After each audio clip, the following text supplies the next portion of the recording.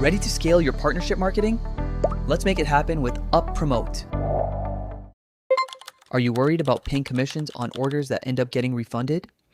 UpPromote makes handling refunded/canceled orders simple by automatically creating a negative record to cancel out the commission. Start in UpPromote and navigate to your referrals page.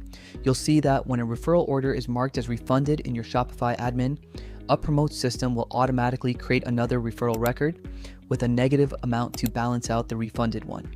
You'll notice that the order ID of the refunded referral will be the same as your original one. Simply approve the additional record, and just like that, you make the total commission of the refunded referral $0. Keep in mind a few important rules. First, if you cancel the order without a refund, our system will not record the referral. Also, if you refund items that are excluded from the affiliate program, our system will not count the negative amount in the refund referral. Ready to protect your margins? Keep your payouts perfectly balanced by managing your refunded orders today. And don't forget to check out more tutorials to get the most out of UpPromote.